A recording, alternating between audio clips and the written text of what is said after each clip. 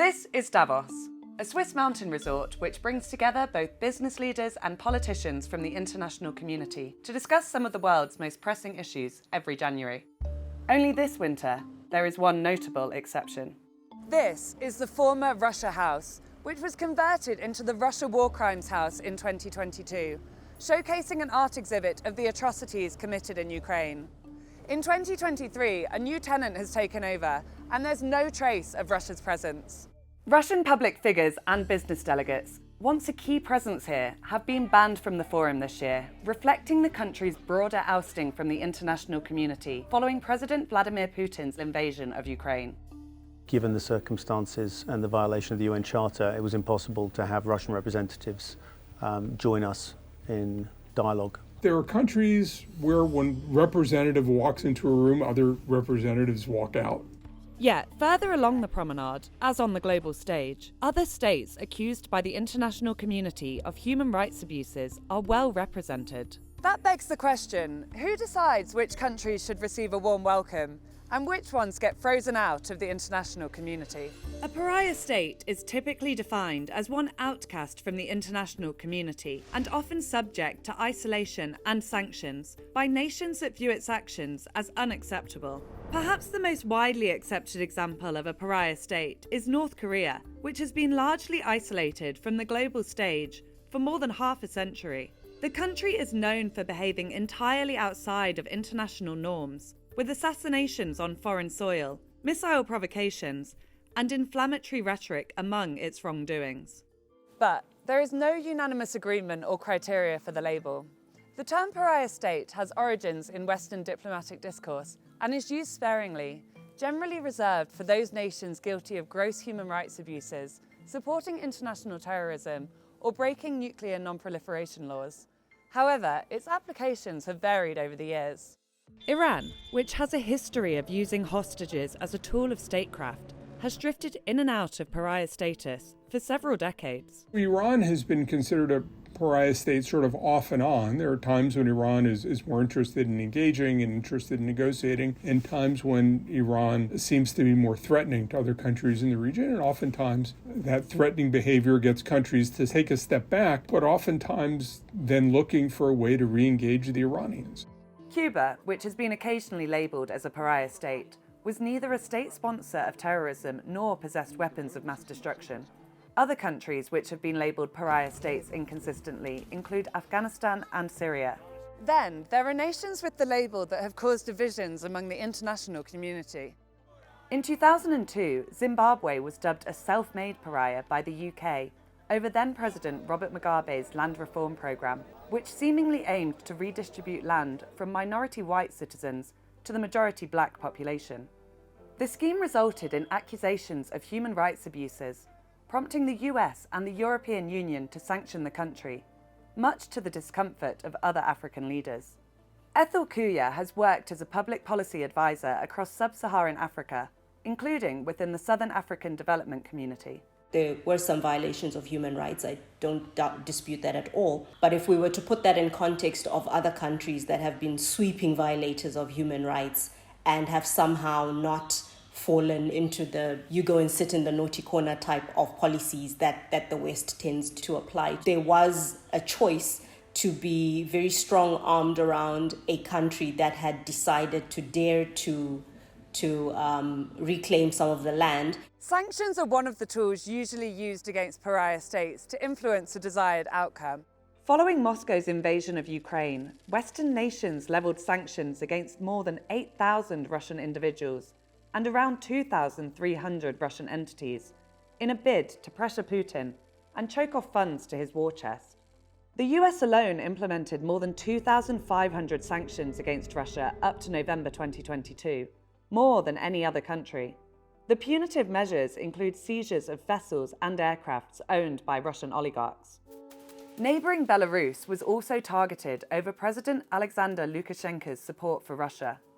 Sviatlana Tsikhanouskaya, leader of Belarus's opposition democratic movement, was forced into exile in 2020 after Lukashenko declared victory in widely disputed elections. Lukashenko seized the power in 2020 and his continuing repressions against Belarusian people, and he became full cooperant in this war. He provided our territory infrastructure for attacking Ukraine, for launching missiles. But the effectiveness of sanctions in reforming a country's behaviour remains a topic of much debate. If countries don't think there's a way out of sanctions, you diminish the incentives for them to comply. 21 years down the line after sanctions, the effects of it was not on a handful of people, as they claimed it would affect, but it has affected an entire country. In a study of 57 sanctions programmes between 1914 and 2000, just 21% were considered partly successful, while in 65% of cases, sanctions were lifted without achieving the goal. Meanwhile, from 1976 to 2012, United Nations sanctions led to a 25.5% aggregate decline in the gross domestic product per capita of sanctioned countries, often hurting the most vulnerable rather than those in charge. From a human rights perspective, the moment you put sanctions and label a state a pariah state, that turning away from that country to some extent can also provide cover for certain things to continue to go on that can't get examined because this country is a pariah state. Back in Zimbabwe, not everyone was on board with the West's isolation tactics. And in 2008, Russia and China, alongside South Africa, Libya, and Vietnam, vetoed proposed United Nations-level sanctions. The absence of Western engagement served to cement new alliances between Zimbabwe and the East, most notably via the government's Look East policy, which promoted investment with countries like China, Singapore, and Malaysia.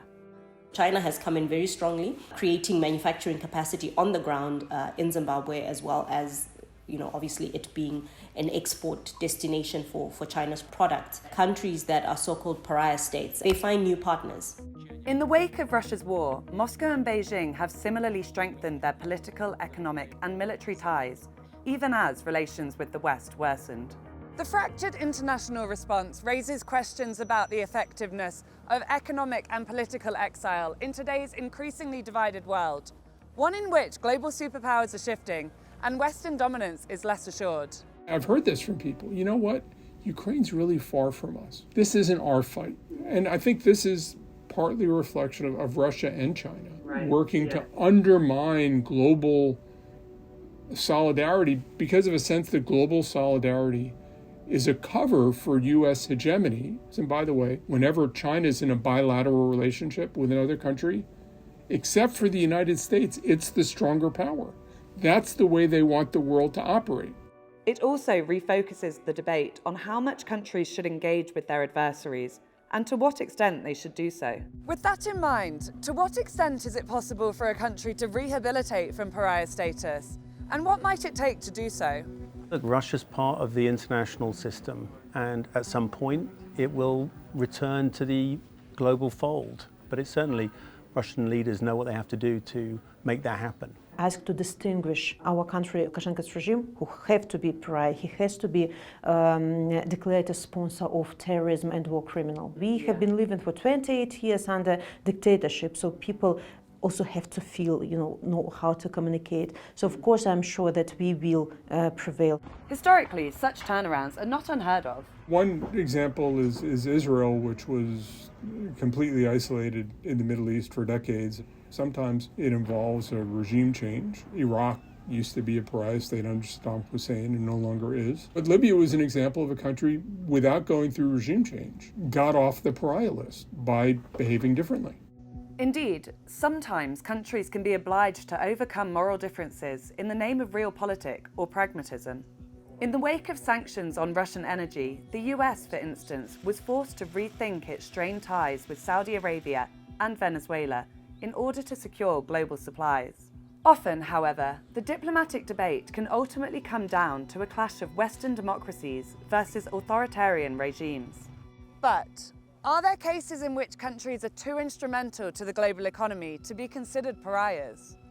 Saudi Arabia is in many ways too central to the global economy to be a pariah state for long, as much as people considered Mohammed bin Salman to be a pariah after the murder of Jamal Khashoggi.